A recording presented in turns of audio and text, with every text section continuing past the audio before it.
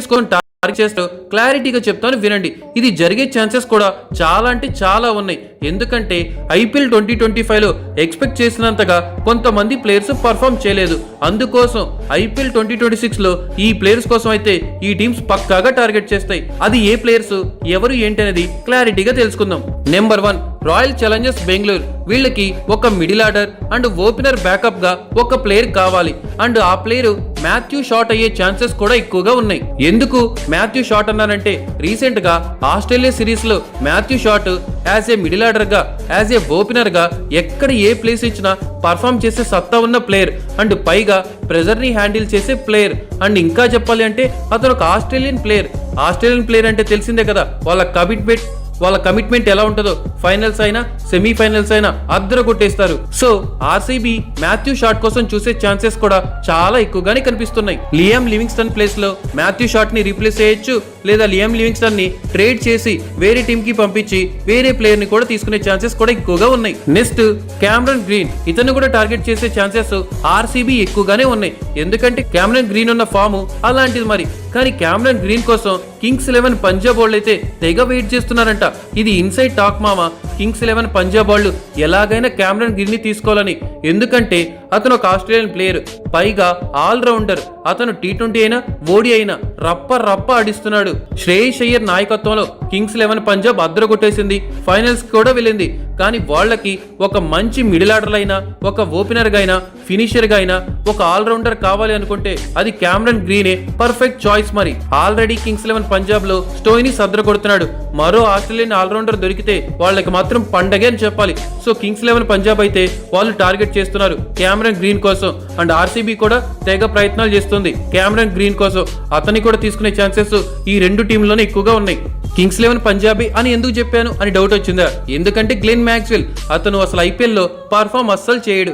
అందుకోసం Glenn Maxwell కూడా all రౌండరే. కానీ గ్లెన్ మ్యాక్స్వెల్ ప్లేస్ లో క్యామరన్ గ్రీన్ ని తీసుకుంటే పర్ఫెక్ట్ చాయిస్ అవుతుంది కింగ్స్ 11 పంజాబ్ కి. సో కింగ్స్ 11 పంజాబ్ కి క్యామరన్ గ్రీన్ వెళ్లే ఛాన్సెస్ ఎక్కువగా ఉన్నాయి. ముంబై ఇండియన్స్ వాళ్ళు జానీ బరిస్టో కోసం చూస్తున్నారు. ఎందుకంటే ఐపీఎల్ 2025లో రీప్లేస్మెంట్ రూల్ ప్రకారం జానీ బరిస్టో వచ్చాడు. కానీ అతను ఇచ్చిన పర్ఫార్మెన్స్ అయితే అమోఘమని చెప్పాలి. ఏమన్నా కొట్టిండా. ఒకవైపు రోహిత్ శర్మ, మరోవైపు జానీ బరిస్టో, వీళ్ళిద్దరు ర్యాంప్ పాడిచేసి రప్ప కొట్టిర్రు మామ. అందుకని ముంబై ఇండియన్స్ టార్గెట్ ఏదైనా ఉంది అంటే జానీ బరిస్టో కోసమే. ఎందుకంటే అలాంటి డిస్ట్రక్టివ్ ఓపెనర్ ఇంకెవ్వరూ లేరు కాబట్టి. పైగా జానీ బరిస్టో వికెట్ కీపింగ్ కూడా చేస్తాడు. యాజ్ ఏ వికెట్ కీపర్ గా, ఓవర్సీస్ ప్లేయర్ గా, ఓపెనర్ గా అద్దరు కొట్టగలడు. సో ముంబై ఇండియన్స్ చాయిస్ అయితే పర్ఫెక్ట్ అని చెప్పాలి జానీ బరిస్టో. నెక్స్ట్ గుజరాత్ టైటన్స్ అయితే మ్యాట్ హెన్రీ కోసం చూసే ఛాన్సెస్ ఎక్కువగా ఉన్నాయి. అండ్ చూస్తున్నారు కూడా. ఎందుకంటే జీటీ వాళ్ళు అయితే ఓవర్సీస్ ప్లేయర్స్ తో చాలా తలనొప్పి ఫేస్ చేస్తున్నారు. కొన్నిసార్లు జీటీ వాళ్ళు ఐపీఎల్ 2025లో 3 ఓవర్సీస్ ప్లేయర్స్ తోనే ఆడిన సందర్భాలు కూడా ఉన్నాయి. ఎందుకంటే ఇంకా జీటీలో ఫాస్ట్ బౌలర్స్ మహమ్మద్ సిరాజ్ కానీ, ప్రసిద్ధ్ కృష్ణ కానీ, కగీసర్ రబడా కానీ, కరీం జనత్ కానీ వీళ్ళు ఉన్నారు. కానీ కన్సిస్టెన్సీ కొంచెం మిస్ అవుతుంది. సో మ్యాట్ హెన్రీ గనక వస్తే వీళ్ళకి చాలా హెల్ప్ అవుతుంది. ఎందుకంటే మ్యాట్ హెన్రీ 140 km/h వేస్తాడు. సో చాలా పెద్ద హెల్ప్ఫుల్ ఇది. ఇంకా నెక్స్ట్ ఢిల్లీ క్యాపిటల్స్ మామ. వీళ్ళైతే బెన్ డకెట్ కోసం చూస్తున్నారు. ఎందుకంటే బెన్ డకెట్ అసలు టెస్ట్ లో కూడా T20 లెక్క ఆడతాడు. అండ్ ఇక్కడ ఇంకా డీసీ వైపు చూసుకుంటే ఫ్యాఫ్ డుప్లెసీ అంతగా ఇంప్రెస్ చేయలేదు. ఇంక తర్వాత జాక్ ఫ్రెజర్ మెగ్గర్కు చాలా అంటే చాలా స్ట్రగుల్ అయిపోయాడు. తన రిథమ్ ని ఫైండ్ అవుట్ చేయడానికి ఇద్దరు ఫెయిల్ అయిపోయారు, ఫ్యాఫ్ కానీ జాక్ ఫ్రెజర్ మెగ్గర్ కానీ. సో వీళ్ళకి బెన్ డకెట్ లాంటి ఇంగ్లాండ్ ఓపెనర్ వస్తే మాత్రం వీళ్ళకి పర్ఫెక్ట్ అనుకుంటున్నారు. సో డీసీ వాళ్ళైతే బెన్ డకెట్ కోసం గట్టిగానే ప్రయత్నాలు జరుగుతున్నాయంట. ఎందుకంటే ఇలాంటి ఓపెనర్ కోసమే వాళ్ళు వెయిట్ చేస్తున్నారు డీసీ. అండ్ డీసీ వాళ్ళు శ్రేయస్ అయ్యర్ కోసం కూడా ప్రయత్నిస్తున్నారు. కానీ శ్రేయస్ అయ్యర్ ని అస్సలు ఇవ్వరు కింగ్స్ 11 పంజాబ్ వాళ్ళు అయితే. ఇంకా నెక్స్ట్ లక్నో సూపర్ జైంట్స్. వీళ్ళకి ఒక మంచి బౌలర్ కావాల్సిందే.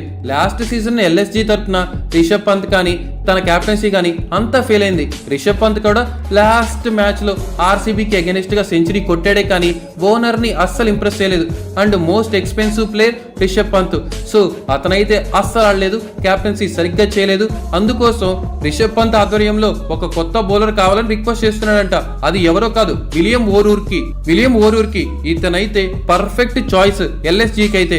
అండ్ రీప్లేస్మెంట్ రూల్ ప్రకారం కూడా వచ్చాడు. విలియం ఓరూర్కి కోసం అయితే తెగ హంటింగ్ చేస్తున్నారంట. ఎందుకంటే అతను బ్యాటింగ్ కూడా చేయగలడు మరి. ఇంకా నెక్స్ట్ సన్ రైజర్స్ హైదరాబాద్.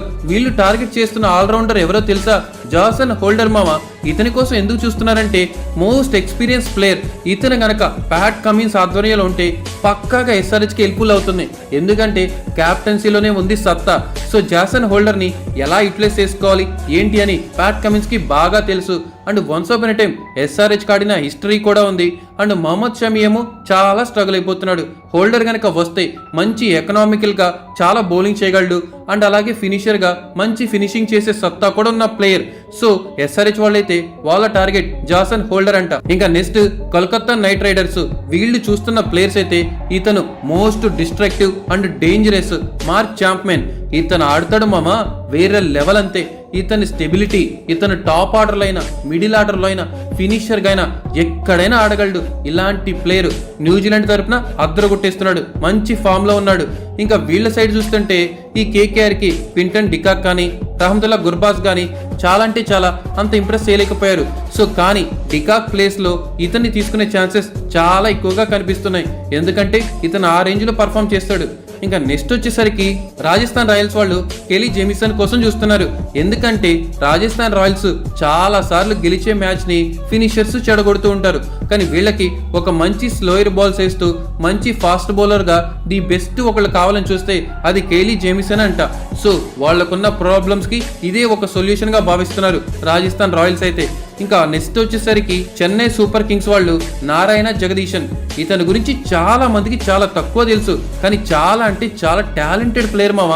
ఇంకా అప్కమింగ్ మినీ ఆప్షన్లో ఇతన్ని తీసుకునే ఛాన్సెస్ చాలా ఎక్కువగా కనిపిస్తున్నాయి. సిఎస్కేకి మిడిల్ ఆర్డర్గా ద బెస్ట్ ఇస్తాడు. ఇంకా రాహుల్ త్రిపాఠి, విజయ్ శంకర్, దీపక్ కూడా అందరూ ఫెయిల్ అయ్యారు. కానీ ఈ నారాయణ జగదీశన్ అనే ప్లేయర్ మాత్రం తీసుకుంటే అద్దర కొట్టేస్తాడు. ఎందుకంటే అంత టాలెంటెడ్ ప్లేయర్ మామ. సో నా ప్రకారం టాప్ 10 జరిగే విషయాలు ఇవే నేను అనుకుంటున్నాను. ఈ 10లో ఎన్ని జరుగుతాయో తెలియదు, కానీ జరిగే ఛాన్సెస్ కూడా చాలా ఎక్కువగా కనిపిస్తున్నాయి మామ. సో దీనిపై మీ అభిప్రాయం ఏంటో కామెంట్ చేయండి.